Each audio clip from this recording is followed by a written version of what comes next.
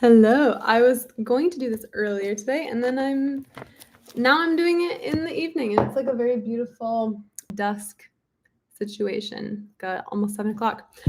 Okay, so we are on page 618. Robert Moses is like he's making so much money on these bridges, but it's not even benefiting him because the way it works is like he collects the tolls until he pays it off, and then it's the property of the city. And so he's like, I need to change this law. I need to be in charge of this money instead of the city. uh and like, I guess now that I think about it, I'm like, I guess if you take a toll on cars, like that's probably a progressive tax. Like, if you're going to tax people, it's better to tax the people in cars than buses, I guess, for equality and everything. Anyway, okay. Madigan and others close to Robert Moses saw his supple mind coiling around the possibilities. The actuality of the money, he began to realize, was not its most significant aspect. Its potential was what mattered. The total annual income of his authorities was, by 1938, $4,500,000. This amount was not insignificant to him. It was as large as his total annual park department budget, but it was not as significant as $81 million. And what is 81 million? I don't remember. Did that come up before? Maybe, but it's not popping out of the page, so I don't know what 81 is. And oh, here we go. It was defined. Okay. And 81 million was the amount of 40-year 4% revenue bonds that could be floated. Capitalized was the word in the banker's vocabulary that Moses was learning, with an income of 4,500,000. If he was able to keep the authorities' revenues and use them to float bonds, he would be able to float $81 million, or $35 million more than the total $46 million in bonds that the three New York City bridge authorities currently had outstanding. He would have $81 million to use to create dreams and power. Creating dreams and power. When they say like float in a financial sense, I just have to Google it, and if that's dumb of me, float define, but I know what it means in water. Okay, money. Okay, of a currency, to float is to fluctuate freely in value in accordance with supply and demand in the financial markets. A policy of letting the pound float. Yeah, I don't really know what that means. Okay, I don't know how to apply that to this situation, but that's totally fine. He would have $81 million to use to create dreams and power. Much more than 81 million, in fact. The multiplier factor would be increased by the proven success of his bridges. When he and Jack Madigan had originally been attempting to persuade bankers to invest in the authorities, the ability of toll bridges to attract substantial amounts of traffic had been in doubt. And the bankers had therefore demanded a coverage of 1.75 or 2.0, anticipated earnings double that required to cover interest and amortization. Hello. I hate when we have a big money numbers chapter, even though I know it's important and stuff. Anyway, we're in the middle of one. And return of 4% on their investment. Now, toll bridges were a proven commodity. Bankers might settle for a coverage of 1.5 or even 1.4 and an investment return of 3% or even 2.75, and any reduction in coverage or interest rates meant an increase in the amount of bonds that the authority income could capitalize. More important, if some of the money raised by the floating of new bonds was used to build new bridges on which tolls could be charged, the authority's income would be more than $4,500,000. Since each dollar of tolls could capitalize roughly $18 in bonds, there was, therefore, an additional built-in multiplier factor at work. The more public works he built, the more money he would have to build still more public works. And this factor would work indefinitely, forever possibly. Robert Moses had built public works on a scale unmatched by any other individual in the history of America. But all the highways and parks and bridges he had built were little more than nothing next to the highways and parks and bridges that Robert Moses wanted to build. He had turned into reality his dream of a great parkway along Manhattan's shoreline, but there was still the Brooklyn shoreline and the Staten Island. He wanted parkways there too, a circumferential or belt for Brooklyn. Circumferential is not a word that rolls off the tongue, although I guess if you like took it to work every day, you're like, let's hop on the circumferential. So the belt/circumferential for Brooklyn, a shore for Staten Island, and he had wanted them and been arguing for their creation for more than 10 years. He had built 50 miles of highways in the city, but there were 100 more miles that he wanted to build. He had reshaped to his own vision an urban park system that absolutely dwarfed any other urban park system in the US. But the parks he had created in New York were in their turn dwarfed by the parks that he dreamed of creating. It had been 1930 when he had proposed a Soundview Park and a Flushing Meadows Park, 2 marine parks, and a park, the greatest of all urban waterfront parks, in Jamaica Bay. And now it was 1938 and these parks were still only proposals. Where was the Rockaway improvement? Even those parks that he had been able to create in the city, moreover, had not been created as he wanted. He had been forced to scale them down, to use inferior materials, to compromise. As for bridges, he had built in the city 3, including one that was the greatest traffic moving machine in the history of civilization. That's just a really powerful phrase. I don't even know why I underlined that. But he wanted to build at least 4 more, including one even larger than Triborough. Oh, hi. Wow, it's Luke Party over there. I should change my name to Luke. And that was just in the city. What about all the areas around it? There were parkways on Long Island, all right, but not his greatest parkway, the ocean and bay-bordered Fire Island masterpiece. There were parks, 11,000 acres of parks, the greatest state park system in the country on Long Island, but he could foresee all too clearly the day there would be so many people living in the metropolitan area that 11,000 acres would not be nearly enough. After a decade and a half of building public works, the public works he had not yet built loomed before him larger than ever.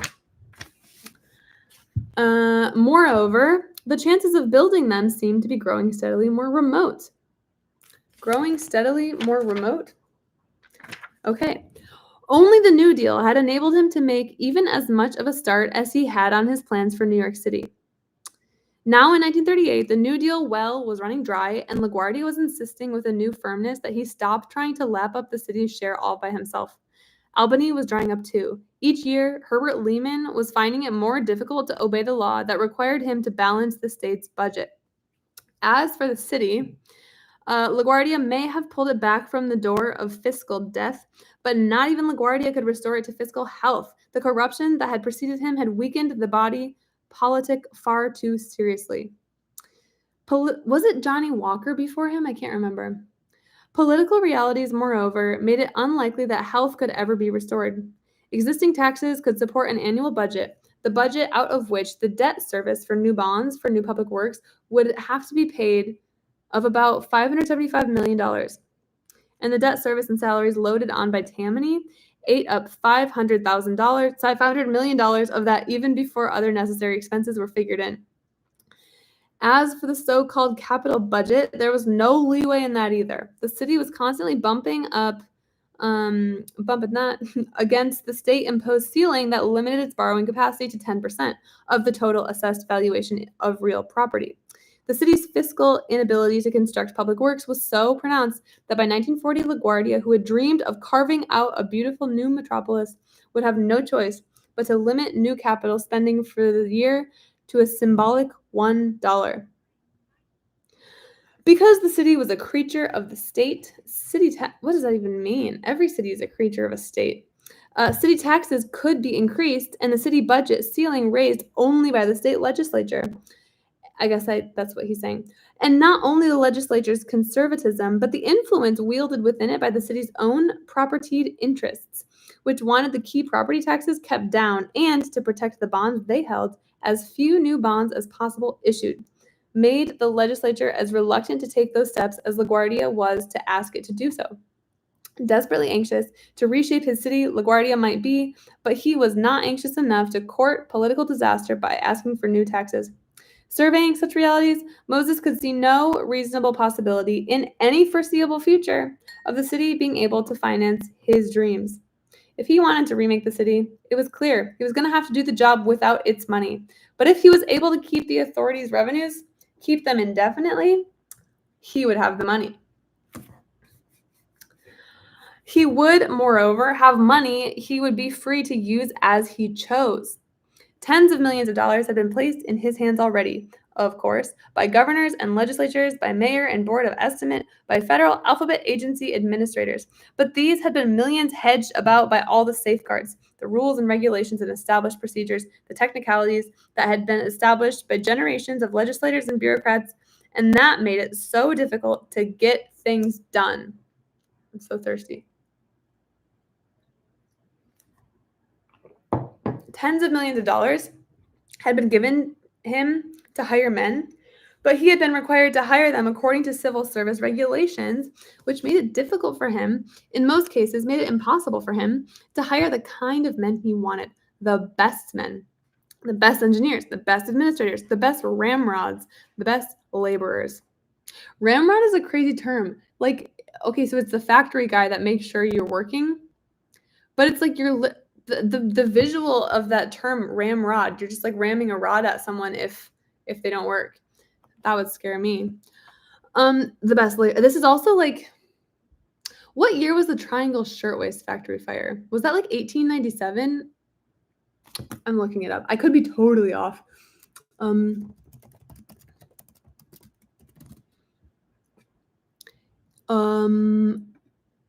Okay, definitely didn't burn down then because it. Okay, the fire happened on Saturday, March 25, 1911, and 146 garment workers died from the smoke. Okay, so that was actually a long time before this, but they're probably still working, yeah. Good memory. I don't really know what labor laws were like in 1940. Anyway. Okay, under those regulations, he couldn't pay them enough to attract them to his service. He couldn't even hire whom he wanted of the men available at the salaries he could pay. He had to hire off the civil service lists. These regulations could sometimes be circumvented, of course. No one circumvented them as cleverly as he, as was proven by the quality of his Moses men. But they could be circumvented only with difficulty and delay. The delay he hated, and they could not be circumvented wholesale. The Moses men were a prize cadre, but a cadre was not an army, and he was constantly raging at the quality of the main body of his troops, non-commissioned officers as well as enlisted men. Once the Depression eased, civil service salary limits had made it impossible to keep loyal to his colors more than a handful of the prized 750 ramrods. 750 ramrods he had recruited during its depth. Oh my gosh, imagine if you get all of them in a room together.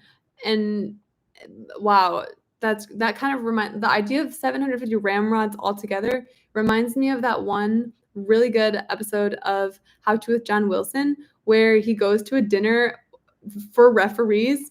Like, all the referees in New York City get invited to this dinner, and it was chaotic. Like, the referees clearly could not referee themselves. It was like a Who Watches the Watchmen situation.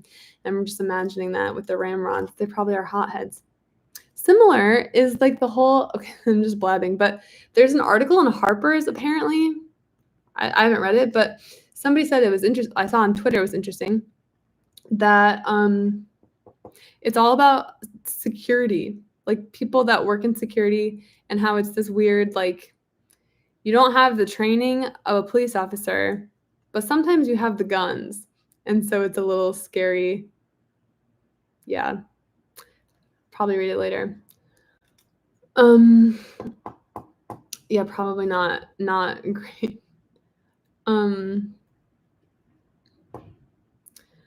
Probably crazy tariffs and whatever.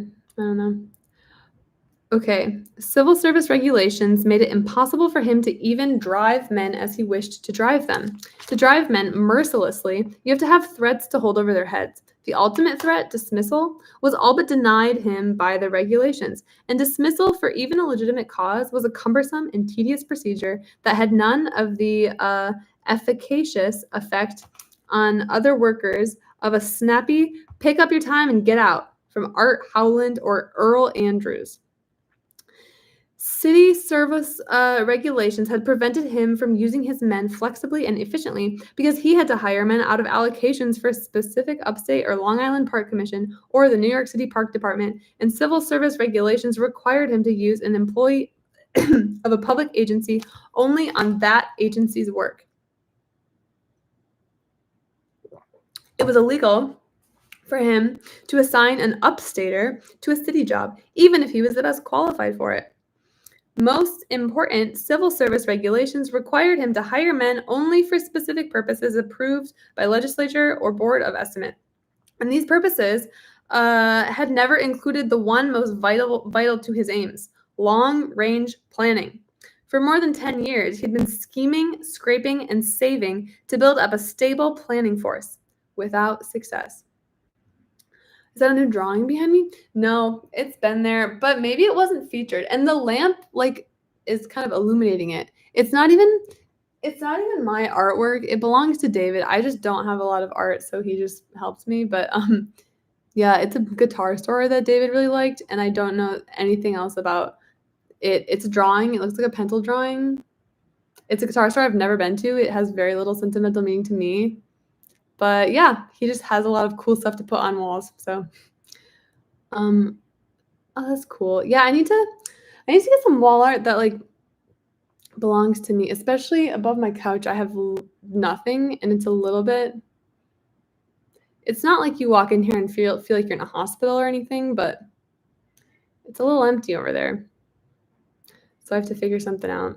It's tough because I don't want to buy anything unless I really like it, but it's hard to just stumble upon something you really like when you're not looking. And I haven't really been looking. That's my problem. Anyway, let's see. So, but changing the law would give him a stable planning force. The legislature had placed public authorities under civil service, of course, but the power of civil service commissions to enforce their edicts rested, as Moses had learned from the bitter experience of his youth, on the power to disapprove salary payments, on the commission's control of the purses out of which municipal and state agencies drew their personal service funds. It rested on the power of money. Let him have all the money. Let him keep control of the authorities' revenues. And he, this man who had mastered the intricacies of civil service as well as any man who had ever lived, would be able to devise 100 ways to manipulate civil service commission rulings to his own ends. He would be able to attract to his service the men his sharp eyes had picked out of the herd, to hire and fire them as he pleased, to provide them with material rewards huge enough to make them endure his driving and his demands, and to guarantee their absolute loyalty. And he would be able to hire men not only for specific, but for general purposes. They do have, okay, you work in a hospital and they just moved all the artwork out of the halls. Why did they move it out? I feel like I hospitals sometimes have art on the walls in the hallways, but never in the room. Like in the room, you always feel like very sterile. Maybe I'm also getting this mixed up. Like I'm conflating just images in my head from movies of 1950s sanatoriums. Oh, the art was in the way. I guess if you're if you have a coding patient on a stretcher or whatever, could you accidentally run into the art or something? I don't know. Oh.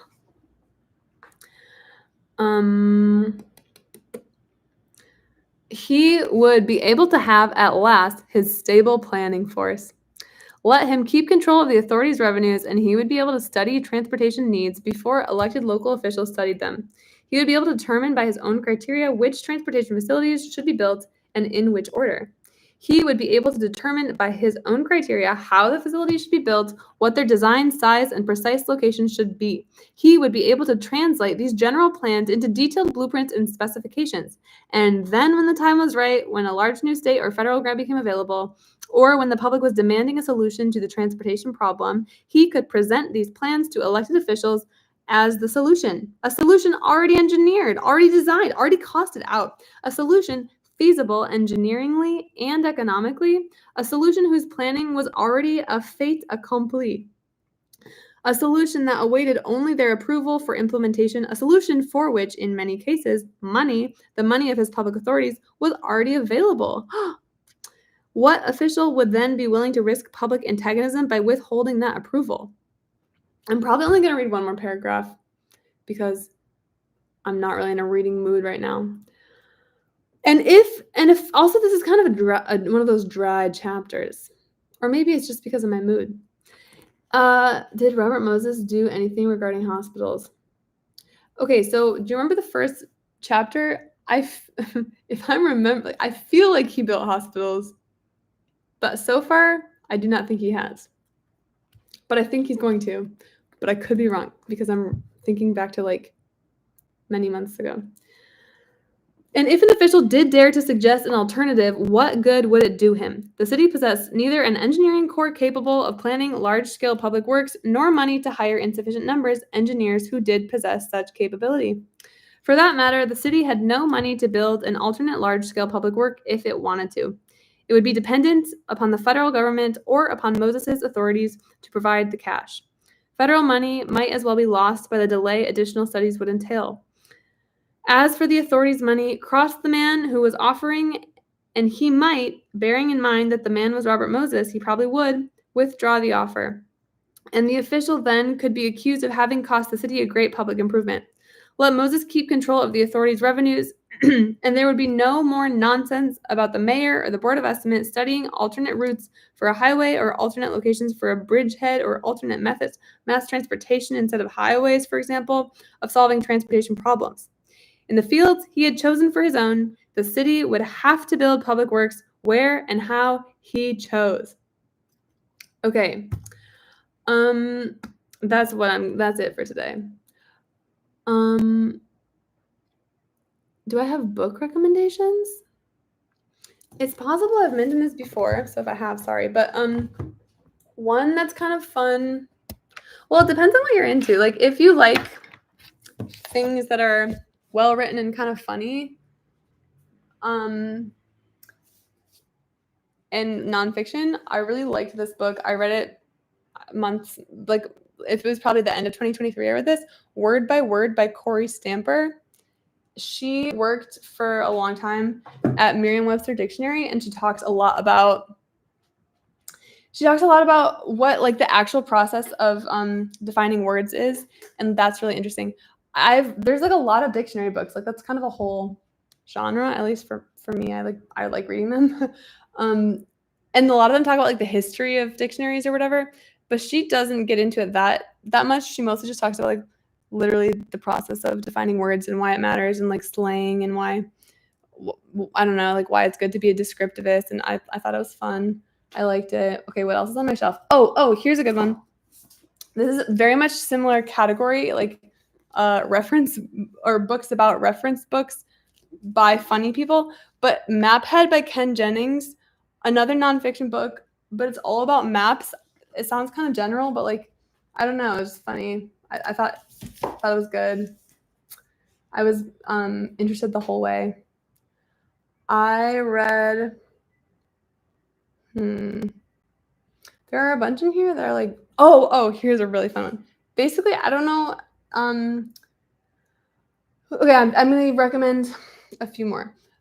Anything by Mary Roach is really fun. She is, maybe you know her, she is a science writer, but she has this really incredible eye for like what is the most interesting and under-discussed and bizarre, like real world things that are happening to like power our scientific industry or whatever. So like she goes to, like, what are examples of things? Just like she goes to this place in Tennessee where there are hundreds of corpses rotting because there's a study that like is studying how human bodies rot, and she like walks around and stuff and like meets the people that work there all day. That's in a different one of her books, Stiff. But yeah, she like is. I mean, she's very funny about everything, and it's like so interesting.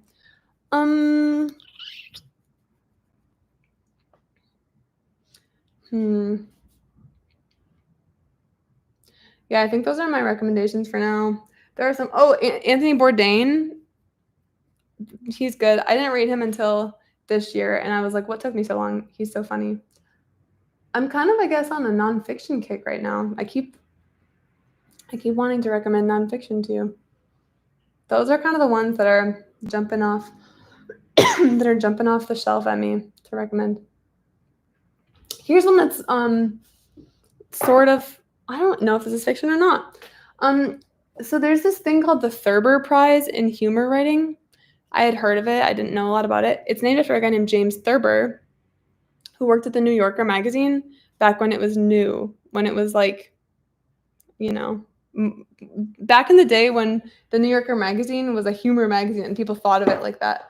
And he's just really funny. Basically, I like Thurber, especially his old or his later stuff, because I'm just blabbing. You can totally go if you need to. He started out doing a lot of like very funny fiction stories, and it was like based in the real world. And he was from Ohio, and he talked about Ohio a lot. And like, I don't know, I guess in New York, people thought that was so quaint. And then as he got older and older, he got extremely blind, and his writing changed a lot because he became a lot more in his head. His whole life was in his head, and he had like an assistant transcribe things for him.